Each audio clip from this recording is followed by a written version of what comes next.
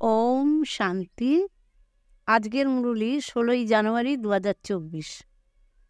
ও বাপ দাদা মধুবন। মিষ্টি বাচ্চারা, তোমরা এখানে বনবাসে রয়েছ। ভালো ভালো পোশাক পরিধান করা, ভালো ভালো খাবার খাওয়া, এই ধরনের শখ বাচ্চারা তোমাদের হওয়া উচিত নয়। ঈশ্বরীয় পড়াশোনা আর ক্যারেক্টারের উপরে সম্পূর্ণ নজর দিতে হবে। প্রশ্ন: জ্ঞান রত্নে সর্বদা ভরপুর থাকার সাধন কি? উত্তর: যত জ্ঞানকে দান করবে ততই নিজে ভরপুর থাকবে। বুদ্ধিমান সেই যে নিজে শুনে ধারণ করবে আর দান করবে, তারপরে অন্যদের বুদ্ধিরূপী ঝুলিতে যদি ছিদ্র থাকে তাহলে বেরিয়ে চলে যাবে, ধারণা হবে না। তাই নিয়ম করে এই পড়া পড়তে হবে, 5 বিকার থেকে দূরে থাকতে হবে, রূপ বসন্ত হতে হবে। ওম শান্তি। আত্মিক পিতা আত্মিক বাচ্চাদের বোঝান।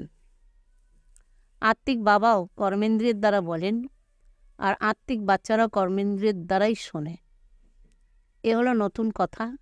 দুনিয়াতে কোনো মানুষই এমন কথা বলতে পারে না। তোমাদের মধ্যে পুরুষার্থের নম্বর ক্রমানুসারে তোমরা বুঝতে পারো। টিচার যখন পড়ায় তখন স্টুডেন্টের রেজিস্টার সব কিছু শো করে। এই রেজিস্টার দেখেই স্টুডেন্টদের পড়াশোনা আর চালচলন সম্বন্ধে জানতে পারা যায়। আসল হলো পড়াশোনা আর ক্যারেক্টার। এই হলো ঈশ্বরীয় পড়াশোনা, যা আর কেউই পড়াতে পারে না। রচয়িতা রচনার আদিমধ্য অন্ত সৃষ্টিচক্রের জ্ঞান সম্পূর্ণ দুনিয়ার কোনো মানুষেরই জানে না। ঋষিমুনিরা যারা এত পড়েছে যারা অথরিটি, সেই প্রাচীন ঋষিমুনিরা নিজেদেরাই বলেন যে আমরা রচয়িতা রচনাকে জানি না।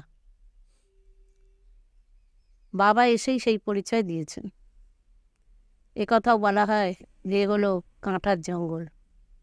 জঙ্গলে তো অবশ্যই আগুন লাগে, ফুলের বাগানে কখনোই আগুন লাগে না। জঙ্গল শুকিয়ে যায় সম্পূর্ণ, বাগান হলো সবুজ। সবুজ বাগানে কখনো আগুন লাগে না, কখনো জিনিসে চট করে আগুন লেগে যায়। এ হলো অসীম জগতের জঙ্গল, এখানেও আগুন লেগেছিল। বাগানও স্থাপন হয়েছিল। তোমাদের বাগান এখন গুপ্তরূপে স্থাপন হচ্ছে। তোমরা জানো যে আমরা এই বাগানে সুগন্ধিত ফুলের সমান দেবতা তৈরি হচ্ছি, তার নাম হলো স্বর্গ। এখন সেই স্বর্গ স্থাপন হচ্ছে। সত্যি ওয়ান্ডার। তোমাদের যতই মানুষকে বোঝাও না কেন, কারোর বুদ্ধিতেই বসে না। যারা এই ধর্মের হবে না তাদের বুদ্ধিতে বসবেও না। তারা এক কান দিয়ে শুনবে আর অন্য কান দিয়ে বের করে দেবে। সত্যযুগ আর ত্রেতা যুগে ভারতবাসী কত অল্প হবে, এরপর দাপর আর কলিযুগে কত বৃদ্ধি হয়ে যায়। ওখানে 1টি বা 2টি সন্তান আর এখানে 4-5টি সন্তান বৃদ্ধি হয়ে যায়। ভারতবাসীদেরই এখন হিন্দু বলা হয়, বাস্তবে তারা দেবতা ধর্মের ছিল। এত সবাই তো এসেই জ্ঞান শুনবে না। প্রত্যেকেরই তার নিজের জন্মকে বুঝতে পারে। যারা সম্পূর্ণ 84 জন্মগ্রহণ করেছে তারাই অবশ্যই পুরানো ভক্ত হবে। তোমরা বুঝতে পারো যে আমরা কত ভক্তি করেছি। অল্প ভক্তি করলে জ্ঞানও অল্প ধারণ করবে আর অল্পকেই বোঝাতে পারবে। অনেক ভক্তি করলে অনেক জ্ঞান ধারণ করতে পারবে আর অনেককেই বোঝাতে পারবে। জ্ঞান ধারণ করতে না পারলে বোঝাতে পারবেই না, তাই তার ফলও অল্পই পাবে। এ তো হিসেব, তাই না? বাবাকে একজন বাচ্চা হিসাব দিয়ে পাঠিয়েছিল যে ইসলামীদের এত জন্ম আর বৌদ্ধদের এত জন্ম হওয়া উচিত। বুদ্ধও হলেন ধর্মস্থাপক, তার পূর্বে কেউই বৌদ্ধ ধর্মের ছিল না। বুদ্ধের সোল প্রবেশ করেছিল, তিনি বৌদ্ধ ধর্ম স্থাপন করেছিলেন। এরপর একের পর এক বৃদ্ধি হতে থাকে। তিনিও এক প্রজাপিতা, একের থেকে কত বৃদ্ধি হয়। তোমাদের তো নতুন দুনিয়াতে রাজা হতে হবে। এখানে তো তোমরা বনবাসে রয়েছ, তোমাদের কোনো জিনিসেই শখ থাকা উচিত না। আমরা ভালো জামা কাপড় ব্যবহার করব, এও তো হলো দেহ অভিমান। যা পাবো তাই ভালো। এই দুনিয়ার আর খুব অল্প সময় বাকি আছে। এখানে ভালো কাপড় পরলে ওখানে কম হয়ে যাবে। এই শখও ছাড়তে হবে। এর পরের দিকে বাচ্চারা তোমাদের নিজে থেকেই সাক্ষাৎকার হতে থাকবে। তোমরা নিজেরাই বলবে, এ তো খুব ভালো সার্ভিস করে, আশ্চর্যের, এ নিশ্চয়ই উচ্চ নম্বর নেবে। তারপর নিজের মতো বানাতে থাকবে। দিনে দিনে এই বাগান তো বড় হতে থাকবে। সত্যযুগের আর ত্রেতা যুগের যেসবের দেবী দেবতা আছে তারা গুপ্তভাবে এখানেই বসে আছে। এরপর তারাও প্রত্যক্ষ হয়ে যাবে। এখন তোমরা গুপ্ত পদ পাচ্ছ। তোমরা জানো যে আমরা মৃত্যু লোকে পড়ছি, পদ পাবো অমর লোকে। এখন পড়াশোনা কোথায় দেখেছ? এমন পড়াশোনা কোথায় দেখেছ? সত্যি ওয়ান্ডার পড়তে হবে পুরনো দুনিয়াকে, আর পদ পাবে নতুন দুনিয়া। পড়ানো তিনি, যিনি অমর লোকের স্থাপনা করে মৃত্যু লোকের বিনাশ করান। তোমাদের এই পুরুষোত্তম সঙ্গম যুগ অত্যন্ত ছোট। এই সময় বাবা আসেন পড়ানোর জন্য। তিনি এলেই পড়া শুরু হয়ে যায়। তখন বাবা বলেন, তোমরা ফর্ম ভর্তি করাও, তাহলেই বোঝা যাবে যে কিছু শিখেছ। বাকি এখানে এসে কি করবে? মানুষ যেমন সাধু সন্ত মহাত্মাদের কাছে যায়, এখানে তেমন কোনো ব্যাপার নেই। এনার রূপ তো তেমনি অসাধারণ, পোশাকও তেমন কোনো তফাৎ নেই, তাকেই বুঝতে পারে না। মনে করে ইনি তো জহরি ছিলেন। ইনি প্রথমে ছিলেন বিনাশী রত্নের জহরি, এখন হয়েছেন অবিনাশী রত্নের জহরি। তোমরাও অসীম জগতের বাবার থেকেই এই সমস্ত কিছু অর্জন করো। তিনি হলেন অনেক বড় সওদাগর, জাদুঘর এবং রত্নাগর। তাই প্রত্যেকেই নিজেকে মনে করে যে আমি রূপ বসন্ত, আমাদের ভিতরে লাখ টাকার জ্ঞানরত্ন আছে। এই জ্ঞানরত্নের দ্বারা তোমরা পারস বুদ্ধিও হয়ে যাও। এও তো বোঝার মতন কথা। খুব ভালো বুদ্ধিমান বাচ্চাই এই কথাকে ধারণ করতে পারে। ধারণা যদি না হয় তাহলে যে কোনো কাজের না। মনে করবে তার বুদ্ধিতে ছিদ্র আছে, সবই বের হয়ে যাচ্ছে। বাবা বলেন, আমি তোমাদের অবিনাশী জ্ঞানরত্নের দান দিচ্ছি। তোমরা যদি দান দিতে থাকো তাহলে ভরপুর থাকবে, না হলে কিছুই নয়, সব খালি। পড়ে না, নিয়ম মেনে চলে না। এখানে সাবজেক্ট খুবই ভালো। 5 বিকার থেকে তোমাদের সম্পূর্ণ দূরে যেতে হবে। বাবা বোঝান যে এই যে রাখি বন্ধন পালন করা হয়, তাও এই সময় মানুষ কিন্তু অর্থ না জেনে, কিছুই বোঝে না কেন রাখি বাঁধা হয়। এরা তো অপবিত্র থাকে, আবার রাখিও বাঁধে। আগে ব্রাহ্মণরা রাখি বাঁধত, এখন বোনেরা ভাইদের রাখি বাঁধে উপহারের জন্য। এখানে কোনো পবিত্রতা থাকে না। এখানে অনেক সুন্দর আধুনিক রাখি বানানো হয়। এই দীপাবলি, দিওয়ালি, দশহরা সবই সঙ্গমের উৎসব। বাবা যা অ্যাক্ট করেছেন তাই ভক্তিমার্গেও চলতে থাকে। বাবা তোমাদের প্রকৃত গীতা শুনিয়ে এমন লক্ষ্মী নারায়ণ বানান। এখানে তোমরা প্রথম বিভাগে যাচ্ছ। সত্যনারায়ণের কথা শুনে তোমরা নর থেকে নারায়ণ হও। বাচ্চারা, এখন তোমাদের সম্পূর্ণ দুনিয়াকে জাগাতে হবে। তাই কত যোগের শক্তির প্রয়োজন। এই যোগের শক্তিতেই তোমরা কল্পে কল্পে স্বর্গের স্থাপনা করো। যোগবলের দ্বারা স্থাপনা হয়, বাহুবলের দ্বারা বিনাশ। শব্দ কেবল দুটো, অলফ মানে আল্লাহ আর বে মানে বাদশাহী। যোগবলের দ্বারা তোমরা বিশ্বের মালিক হও। তোমাদের জ্ঞান হলো সম্পূর্ণ গুপ্ত। তোমরা যারা শতপ্রধান ছিলে তারাই এখন তমপ্রধান হয়েছ। তোমাদের আবার শতপ্রধান হতে হবে। প্রত্যেক বীজ অবশ্যই করেই নতুন থেকে পুরনো হয়। নতুন দুনিয়াতে কি না হবে? পুরনো দুনিয়াতে তো কিছুই নেই, সব ফাঁকা। কোথাও ভারত একসময় স্বর্গ ছিল, আর সেই ভারত এখন নরক হয়ে গেছে। রাত দিনের তফাৎ। মানুষ রাবণের ভূত বানিয়ে জ্বালায়, কিন্তু কেউই অর্থ বোঝে না। তোমরা এখন বুঝতে পারছো এরা কি বোধ করছে। তোমাদের মধ্যেও আগে অজ্ঞতা ছিল, এখন জ্ঞান আছে। কাল তোমরা নরকে ছিলে, আজ সত্যিকারের স্বর্গে যাচ্ছ। এমন নয় যে দুনিয়ার মানুষ যেমন বলে উনি স্বর্গবাসী হয়েছেন।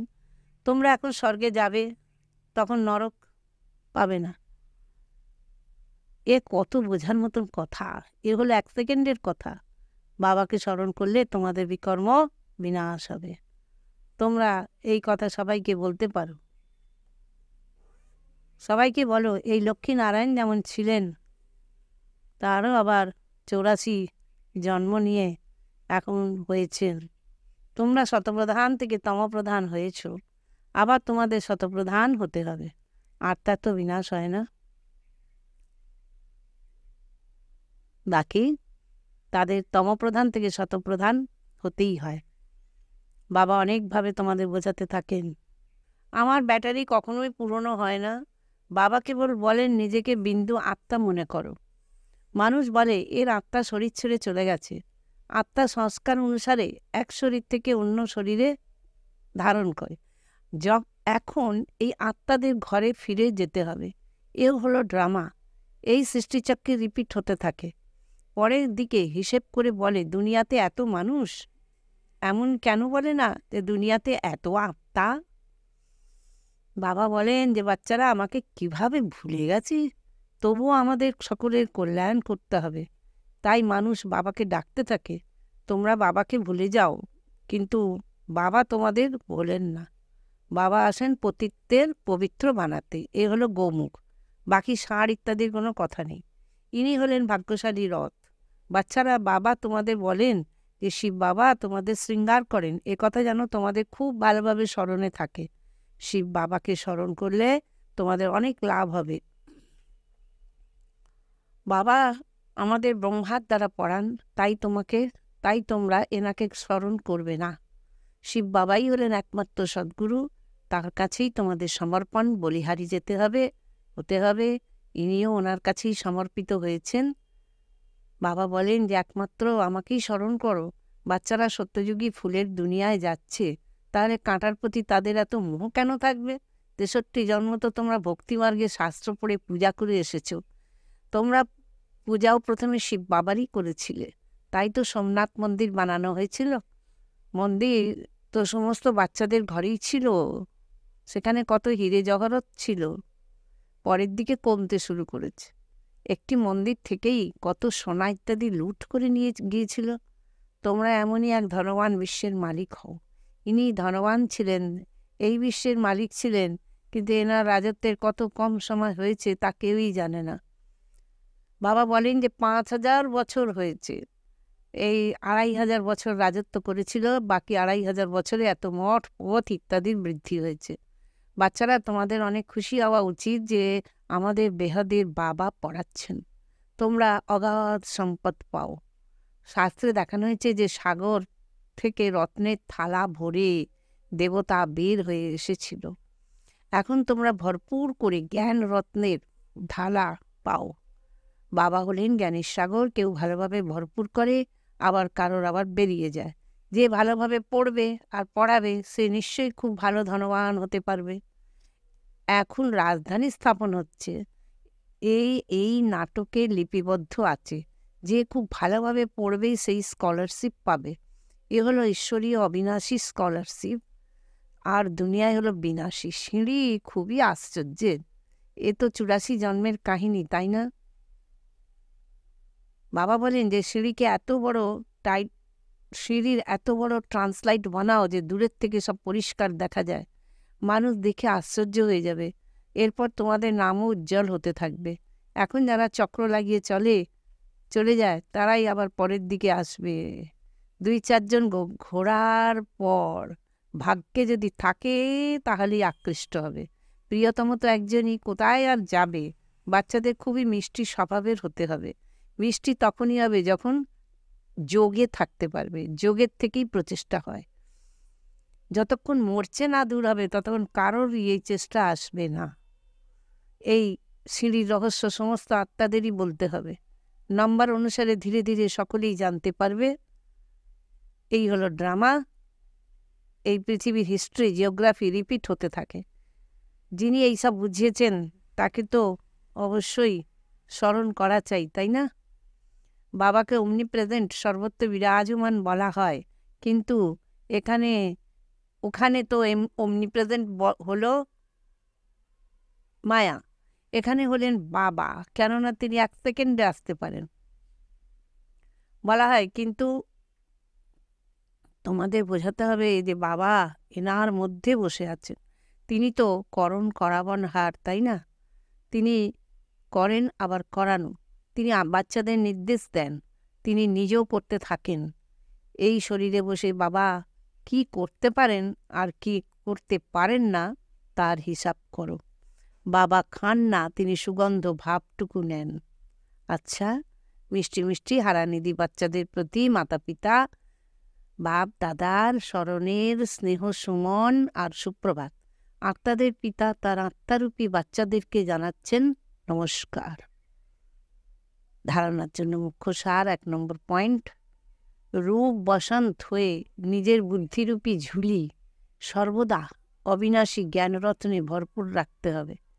এই বুদ্ধিরূপী ঝুলিতে যেন কোনো ছিদ্র না হয়।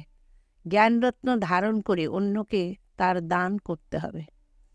2 নম্বর, স্কলারশিপ নেওয়ার জন্য খুব ভালোভাবে পড়া করতে হবে, সম্পূর্ণ নির্বাসনে থাকতে হবে, কোনো প্রকারের শখ রাখবে না, নিজে সুগন্ধিত ফুল হয়ে অন্যকেও বানাতে হবে।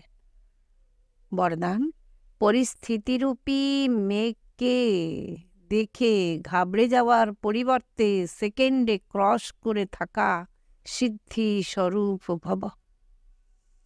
কোনো কোনো বাচ্চা শাস্ত্রকারদের মতন বানিয়ে বানিয়ে কথা বলতে বেশ পটু। এমন এমন বানিয়ে বানিয়ে কথা বলতে থাকে যে শুনে বাবারও হাসি এসে যায়, কিন্তু অন্যরা তাতেই প্রভাবিত হয়ে যায়।